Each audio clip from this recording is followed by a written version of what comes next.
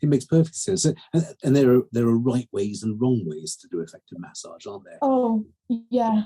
And I, when learning it, thought, no, it's just massage.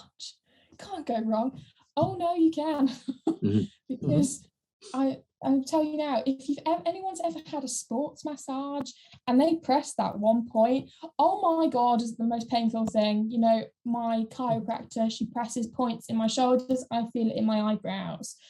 And, you know, if you continue to kind of irritate that, you know, very tight, taut band of, you know, muscle tissue or trigger point or stress point, you can cause a hell of a lot of pain and you can cause lameness from it because, I mean, you've irritated a hyper irritable area. So the only thing the body's going to do is contract further to protect itself. I was always told to breathe through it. The difference is we can tell a person when to stop. An animal can't. And specifically, like when talking about dogs, they show very subtle behavioural signs of pain. And a lot of the times you don't pick up on them unless you're very kind of focusing on them. And, you know, obviously, whenever you're treating an animal, you do focus on the animal. But when you're doing physio, you're talking to the owner, you're, you know, moderating what you're doing. So sometimes you miss those really subtle cues. And you can get bitten quite quickly because especially if they're in quite a lot of pain, they're not afraid to tell you to get off. Same with horses, you know, you risk barricade.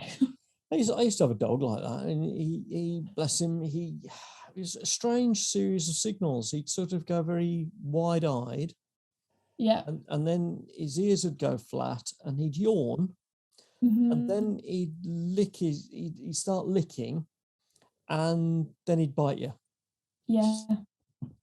He was rather a strange dog, wasn't he, generally?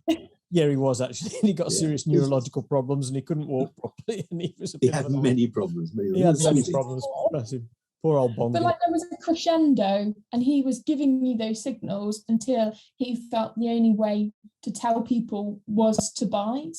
You know, I think animals are so intelligent with the way they communicate. And I think it's sometimes simply we're not open to that way of communication, which is why we miss it.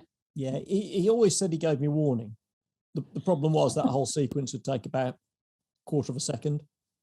Yeah. You had to look very quickly, didn't you? In retrospect, filming it and then watching it on slow motion, you could pinpoint exactly the moment. Yeah, that exact moment where he was going, no, that's my bowl of food, Dad. Yes. You can't take from it, you can't give to it, it's mine. No. Whatever. I know, Emily, you're very keen on telling owners how to spot pain in dogs, aren't you? That's one of your stress points, isn't it? The fact that owners often don't recognise when the pet's in pain. We hear it all the time as vets. Owners come in and say, "Well, he's not in pain." You say, "Well, how do you know that?" Well, he doesn't yelp or anything. Yeah. But it's very much more subtle most of the time. Yeah,